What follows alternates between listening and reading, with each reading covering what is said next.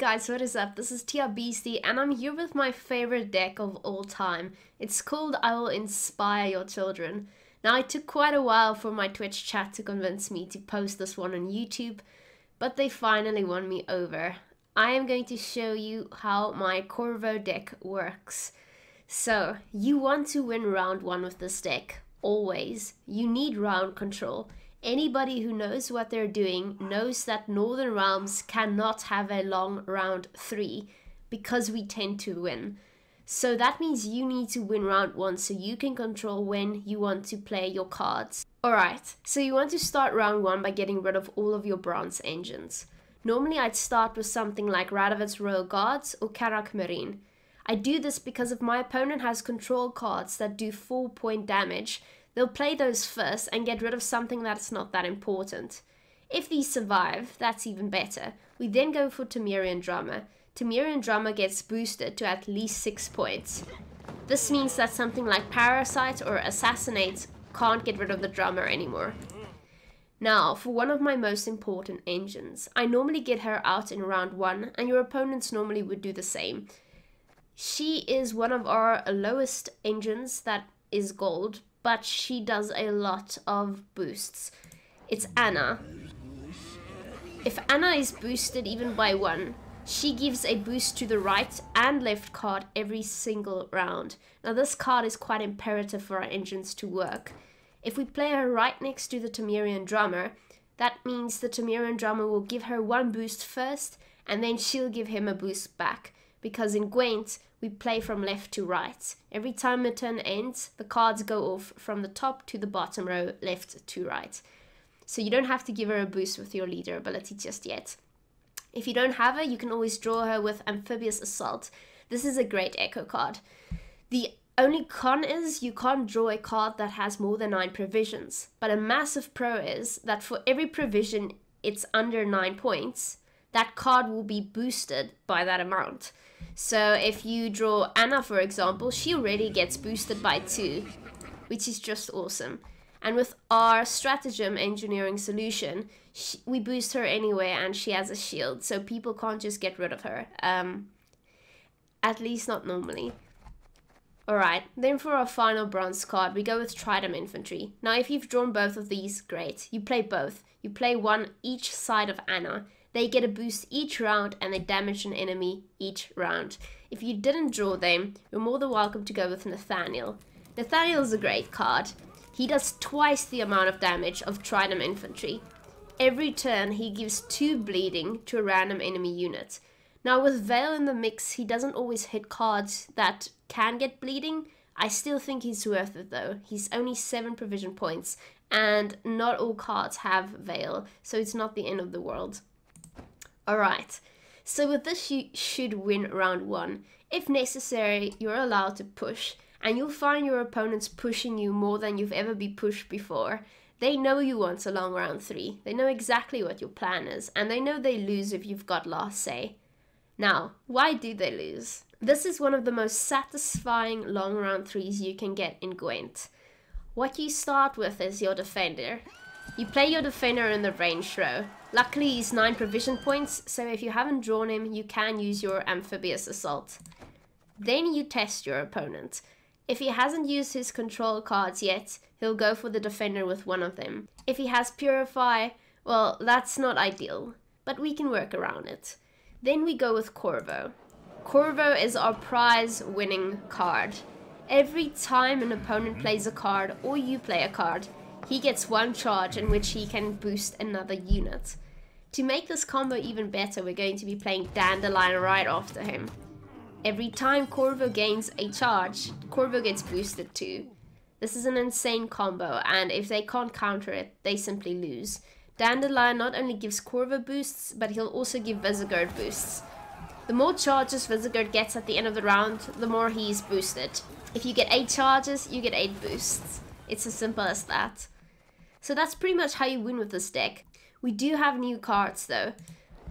The Varaxis King in his 3rd form has Veil and Formation. What he does is he resets an allied Northern Realms unit's order and gives it Zeal.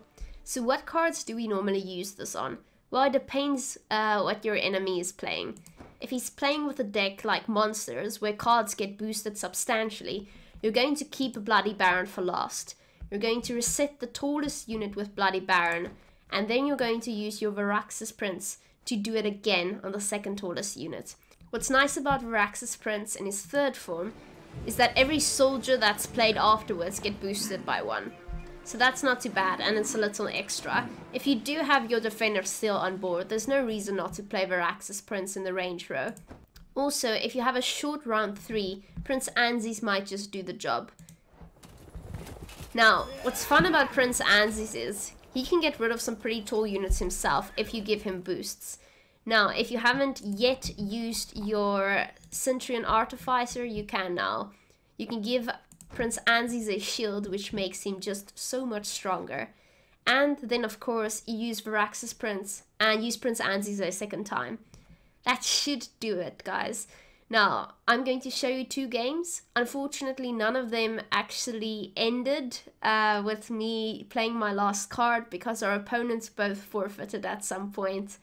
You'll come to find that people do this the moment they realize they can't get rid of Corvo.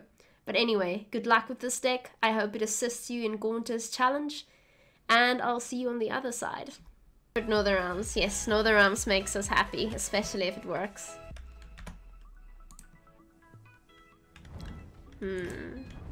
Playing against Skellige, that's just great. Never bow to the invader.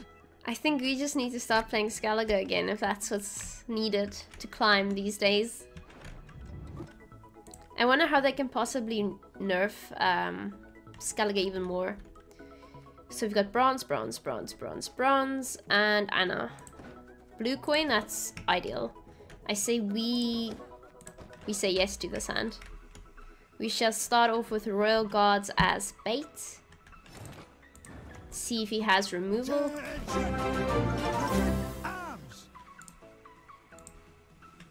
33 Bogarteria. Thanks for the follow, friend.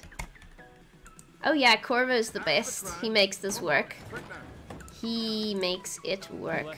He give you the boost. Do nothing else. Next we play Anna.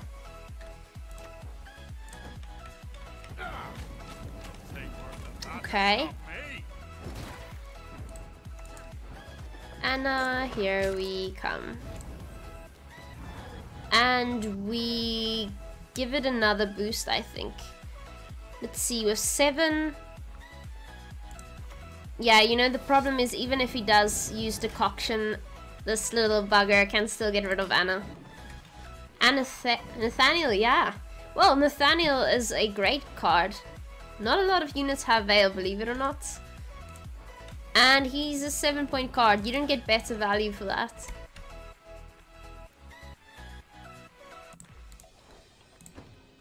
I mean, he gives 2 bleeding out every round. That's not bad. Okay. We're committing. We are committing. Okay, well, I'm going to have to play Karat Marine then. So we've got our engines going. Next we put Tridem Infantry in between them, I think. It depends how much he's willing to target Anna. Oh. Oh, how dare you.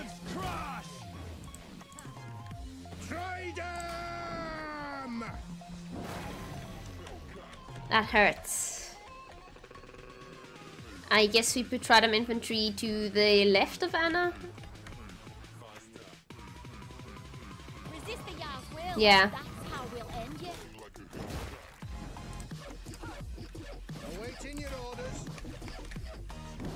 Okay, so we've got a nice engine going now. I say we pass after this. Depends what he plays, of course. Get out. Away. This here's our iron.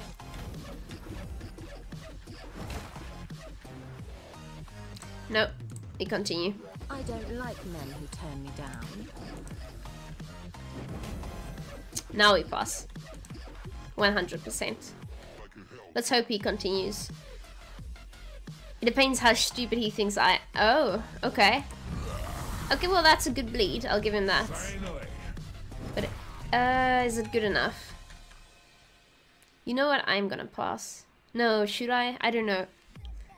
So we've got 1, 2, 3, 4 each round. That puts us on 29. He's gonna have to play another thing. Yeah, he's going to have to commit here. I think I'm gonna pass. Oh, Tom, I don't yet have Northern Realms. It's not on you, it's on me. I'm making a deck guide for this before this weekend.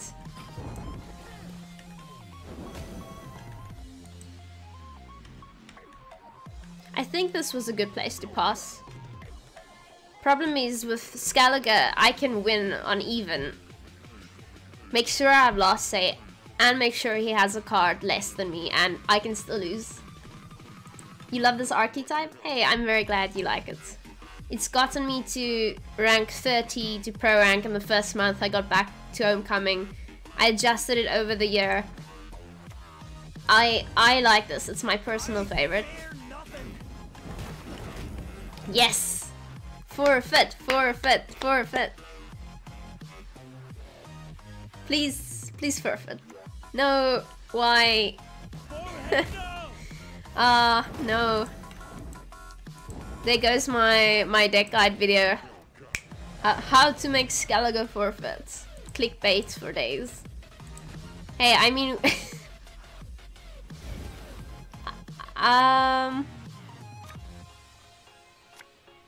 It's okay. We could have been worse off, right? We could have been worse off. What are we missing? Quite a few things. We're gonna have to throw something away though. I say we throw Nathaniel away for now. That's an upgrade. And we play you as a thinning. A thinning tool. See, we still have a card more than he does. Watch how we still end up losing.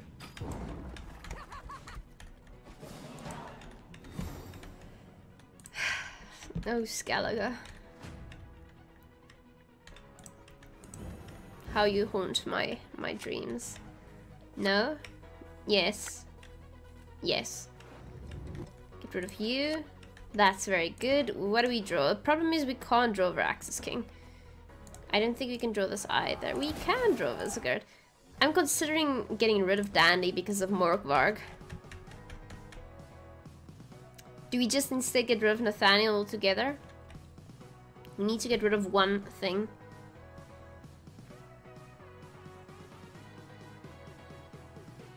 You know what? No. We keep what we have. Start off with our defender. He might have grimaced. Morkvarg wants to know your location. I'm sure he does. Skellige has a lot of Veil. Yeah, it does. I want to say... And thanks for the follow, Matt. Nathaniel in certain decks is twice as good as infantry, right? Oh, no grimace.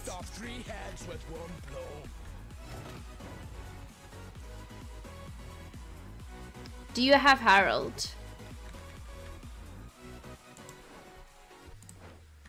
Do you have Harold? Chances are you have Harold, meaning you're just gonna replay that. But if we put you in the graveyard, very difficult choice. Very difficult choice. Sometimes the price is too damn high.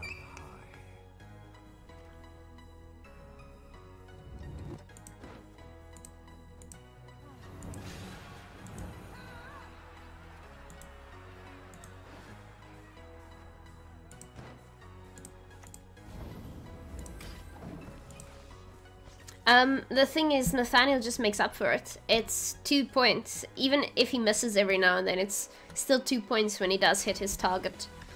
He does have Harold. You lazy bastards! You'll sleep when you're dead. You know what this means?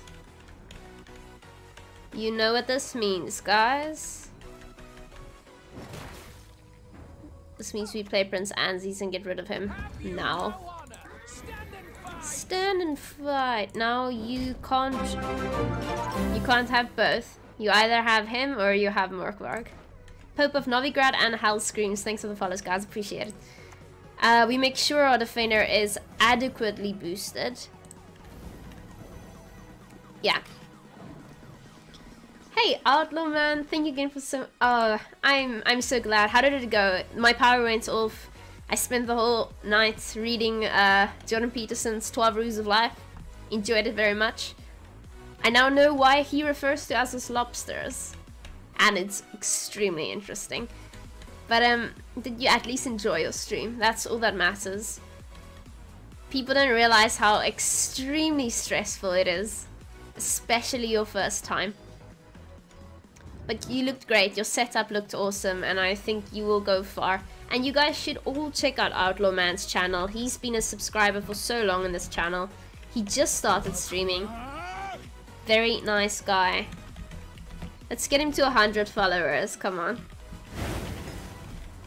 76. Now we go with Dandy. Oh yes, now we go with sweet old Dandelion. With pleasure. Dandelion, we love you.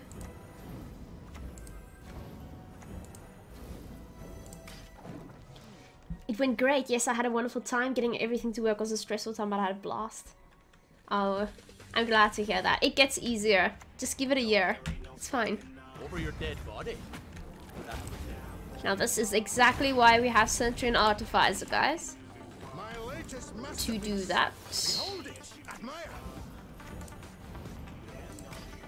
You're no match for Trigvi. Or should I say Tia? Yeah, you see the potential of this deck. If it works, it works. If it doesn't, it sucks. But normally it does work. It's just when we play against Skellige that things go badly. I so dislike being disturbed. Now he's already played his Morkvark, so in all honesty, I don't care if he gets rid of my defender. Okay, this is the only time it's hit a veiled target twice, alright.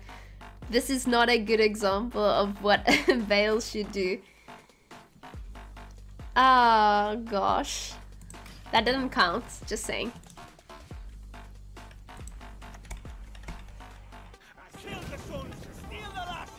Alright, we're gonna try that again. There we go, see? Not too bad. And now we make sure you forfeit by showing you what we have in store.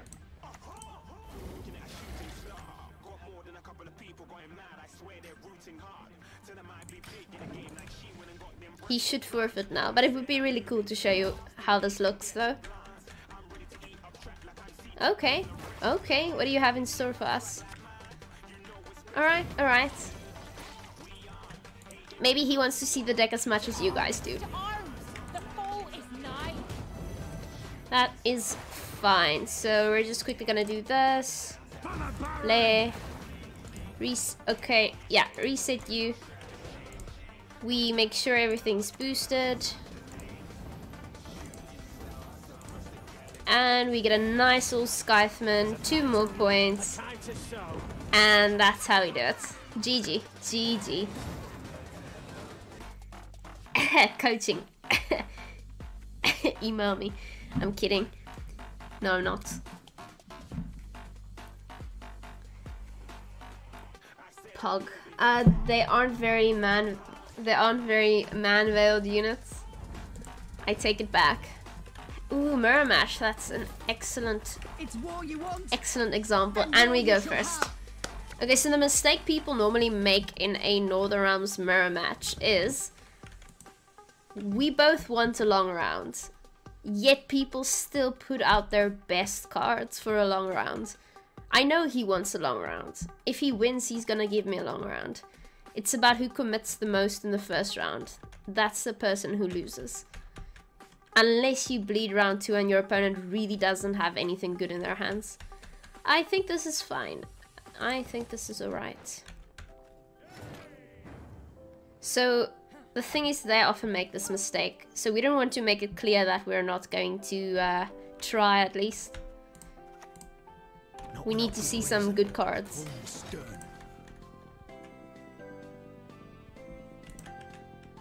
It's always interesting when they play the same archetype as we do. Okay, we got some removal. Let's give up now.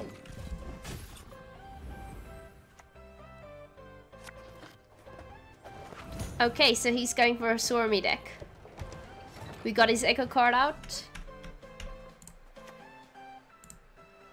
Again and again and again. Could have settled this amicably, you know. Now, do we go with Anna? Do we want to go with Anna? I mean, we could go with Anna. That's normally our only commitment because she's a great engine. 7, and we give her a boost. Chom, thanks for the follow, appreciate it. Time for some mind games indeed. Like, sometimes we get a Baron out round 1. I mean, who doesn't want that to happen? I'd sign up, but I'm so dense I'd make you reconsider. Oh please, Adler man. Oh please. Okay, so we are prepared to commit you. To arms! Like I said, we get rid of all our bronzes round 1, and that's where we stop it. I guess you need your opponent to win round 1 a card down and play round 3 like a Pepe guy while you have all your golds to win against Gallagher. Pretty much. Pretty much. Okay, so our opponent is smart enough to not overcommit. I don't think we have... yeah, okay, we do have a Skyfman in this deck. Problem is sometimes we draw so poorly. You'd be surprised. Nice. Now we pass after this. Oh. Oh, okay. If the king demands a head, I'll give him yours. Yeah, I'm sure we pass. We pass. So we've got a nice engine going. Now, let's see you commit one of your best cards. There we go. Is it enough? I don't think so. The Ginger Cow, welcome to the pack, friends. Thank you very much for the sub. I appreciate it. See what I mean? Mind games. So not only do we have a card more than our opponents. Yes, this is prayer rank. We also got Visigold out. And we got Surrender out, which isn't a bad card. And did we commit anything? No, not at all. We played exactly how we would have played. I was hoping for a Baron in all honesty, but hey, I'll take what I can get. Oh, that's excellent. So he's gonna dry pass now. We have Corvo, we have a Defender, Dandy, Veraxis, Outcast, and Prince Anzies. What are we going to throw away? Likely our Drummer. Yeah, pretty much. I don't really want to draw anything else. We might screw it up somehow. Now, I would have really worried for our opponents if he decided to bleed me. Left, right. Okay, left, and then we right. pass.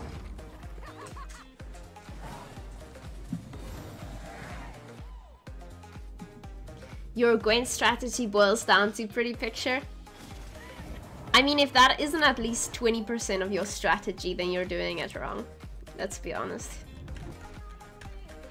Okay, we get rid of Siege Ladder and get rid of Radovit's Royal Guards.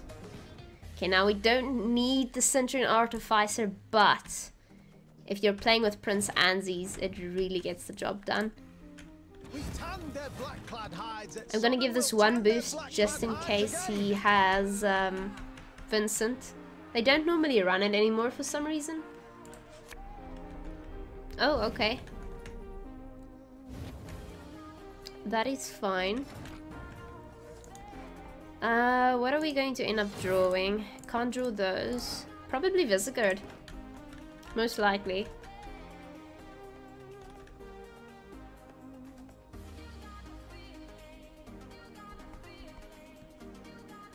Okay, let's see if you survive. Well, that's new. Hey, Evan, how are you doing?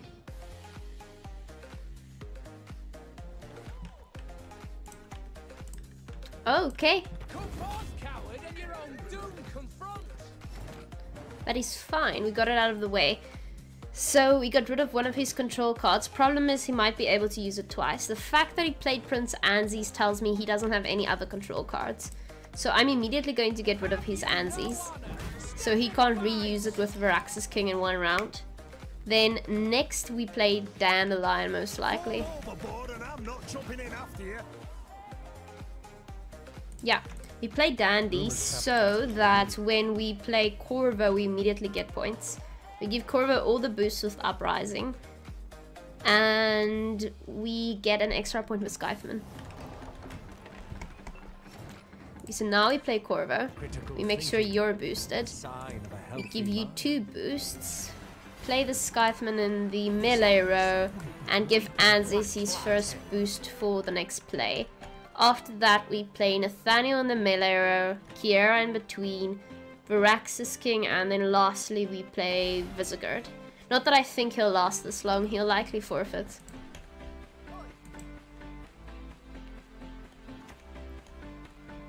I haven't seen that card in quite some time. Now, see, veiled units aren't a problem all of a sudden. Poker's red hot now. Satisfaction guaranteed. 1 and 2. With 2 meager boosts, Nathaniel just created 4 points of damage. Now we don't like that. Do we just get rid of her immediately? Probably.